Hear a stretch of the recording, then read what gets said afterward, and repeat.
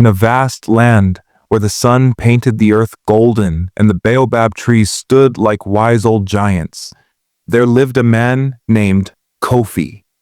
His village, nestled near the great Zambezi River, was called Mwezi, meaning moon in the old tongue. Mwezi was a place of laughter, where children played under mango trees, women sang as they wove baskets, and men told stories of ancestors by the fire. But Kofi was no ordinary man. He was the richest man in Mwezi, perhaps in all the lands beyond the river. His wealth was like the stars, too many to count.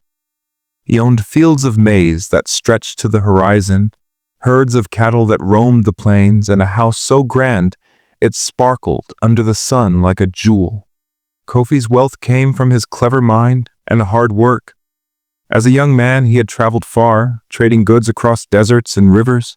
He brought back treasures, spices, cloth, and gold that made Mwezi prosper. The villagers loved him, for he shared his riches. When drought came, Kofi opened his granaries. When floods swept away homes, he built new ones. To the people, Kofi was a son of the ancestors, blessed by the spirits. But Kofi had a secret pain, one he hid behind his warm smile. He wondered if anyone truly loved him for who he was, not for his wealth. This doubt gnawed at his heart, especially when he thought of his wife, Adanna. Adanna was beautiful, with eyes like the night sky and a laugh that made the birds jealous. She was kind, wise, and strong, the daughter of a healer from a neighboring village. Kofi had loved her from the moment he saw her, dancing under the moonlight at a harvest festival. They married under the oldest baobab tree, vowing to stand together like its roots, deep and unbreakable. Yet, as years passed, Kofi's doubt grew. Did Adanna love him, or did she love the life his wealth gave her? She wore fine cloth, ate the best meals, and lived in a house with walls painted in colors of the rainbow. Kofi wondered if her heart would stay true if his riches vanished. This question became a shadow, following him even in the brightest daylight. One evening, as the sun sank and the sky turned orange, Kofi sat under the great baobab tree at the edge of Mwezi. The tree was sacred, said to hold the wisdom of the ancestors. Its trunk was wide, its branches heavy with stories. Kofi looked at the tree and spoke softly, "Oh, wise baobab, you have seen many lives. Tell me, how can I know if Adanna's love is real?" The wind rustled the leaves, and though no voice answered, an idea came to Kofi. It was bold, perhaps foolish, but it felt right. He would pretend to die. He would watch from the shadows to see what Adanna did. If she mourned him truly, if she fought for his name and legacy, he would know her heart was his. If she turned away, seeking another or clinging only to his wealth, he would have his answer. Kofi returned home, his mind racing. Adanna greeted him with a smile, her hands busy preparing yam stew. "My love, you look troubled," she said, her voice gentle.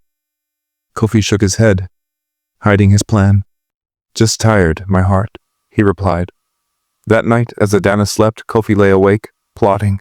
He needed help to make his plan work, someone he could trust. He thought of Jabari, his oldest friend, a man as loyal as the river was deep. The next morning, Kofi met Jabari by the riverbank. Jabari was a fisherman, his skin weathered by the sun, his eyes sharp like a hawk's. Kofi told him everything, the doubt, the plan, the test. Jabari frowned, his brow creasing. "Kofi, this is a dangerous game. You play with Adanna's heart and the village's trust. What if it breaks them?" Kofi clasped Jabari's shoulder. "I must know, my friend. Will you help me?" Jabari sighed, looking at the river as if seeking its advice. "I will help, but only because you are my brother. Promise me you will not let this go too far." Kofi nodded. "I promise." They crafted the plan carefully. Kofi would go on a journey to trade goods, as he often did. On the way, Jabari would spread word that Kofi's caravan was attacked by bandits and he was killed. Kofi would hide in a small hut deep in the forest, watching Mwezi from afar. Jabari would be his eyes and ears, reporting Adanna's actions. To make the story believable, Kofi gave Jabari his favorite walking stick, carved with the symbols of Mwezi, to show as proof of his death.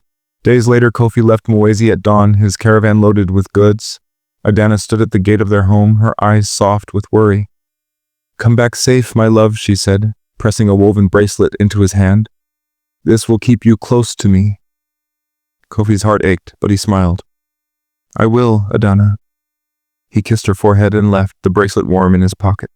In the forest, Kofi hid in the hut, a simple place built by hunters. From there, he could see the smoke of Mwezi's fires but not be seen. He waited, his heart heavy with both hope and fear. 3 days later, Jabari brought the news to Mwezi. He stood in the village square, holding Kofi's walking stick, his face grim. People of Mwezi, he called, his voice breaking. Our brother Kofi is gone. Bandits attacked his caravan. They took everything and left him dead. The village erupted in cries.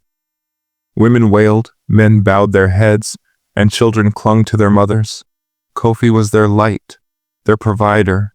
His loss was like a storm tearing through their hearts. Adanna, hearing the news, ran to the square. Her face was pale, her hands trembling. No, she whispered, staring at the walking stick. It cannot be. Jabari knelt before her, offering the stick. I am sorry, Adanna. This is all that remains. Adanna took the stick, her fingers tracing the carvings. Then she fell to her knees, a sob tearing from her chest. The village gathered around her, their grief a heavy cloud. But Adanna did not stay on the ground. She stood, wiping her tears, her eyes burning with a fire Jabari had never seen. Kofi is gone, she said, her voice steady despite her pain. But his spirit lives in Mwezi. We will honor him. I will protect what he built. Jabari watched, amazed, and later told Kofi in the forest hut. She mourns you, Kofi, but she is strong. She speaks of your legacy, not your wealth. Kofi nodded, his heart torn. He wanted to run to her, to end the lie, but he needed to see more. What else does she do? He asked. Jabari returned daily with stories. Adanna took charge of Kofi's fields, ensuring the workers were fed and the crops tended. She opened the granaries to feed the hungry, just as Kofi had. She met with the village elders, promising to keep Mwezi strong, but trouble was brewing. Kofi's cousin, Malik, a greedy man with a heart like dry earth, saw Kofi's death as a chance to seize his wealth. Malik came to Adanna, his smile false.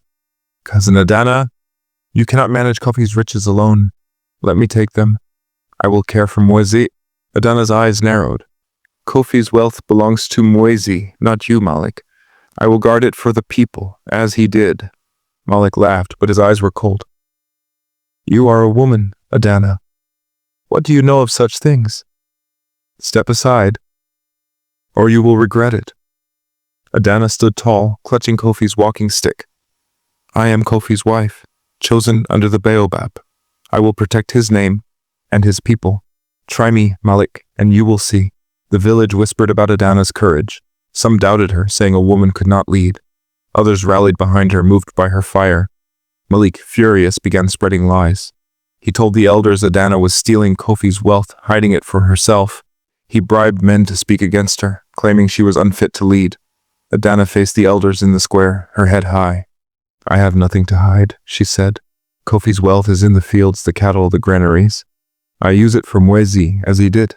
If you doubt me, come see. The elders, led by wise old Mama Zawadi, visited Kofi's lands. They saw the workers fed, the crops growing, the cattle healthy. Mama Zawadi, her hair white as moonlight, nodded. Adanna speaks truth. She honors Kofi's spirit. But Malik was not done. He went to the river, where dark spirits were said to linger. He offered them gold, begging for power to ruin Adanna. The spirits, hungry for chaos, gave him a charm, a black stone that could twist minds. Malik used it to sway the village, whispering doubts about Adanna. People who once loved her began to turn, their hearts clouded. Adanna felt the village slipping away, but she did not falter. She went to the baobab tree, kneeling before it. Ancestors, guide me, she prayed. Kofi's spirit is with me. Help me protect his name. That night she dreamed of Kofi standing under the baobab. Adanna, he said, your heart is my home. Fight and the truth will shine. When she woke, Adanna felt a new strength. She called the village to the square, holding the walking stick high. People of Mwezi, she said, Malik lies to you. He wants Kofi's wealth for himself.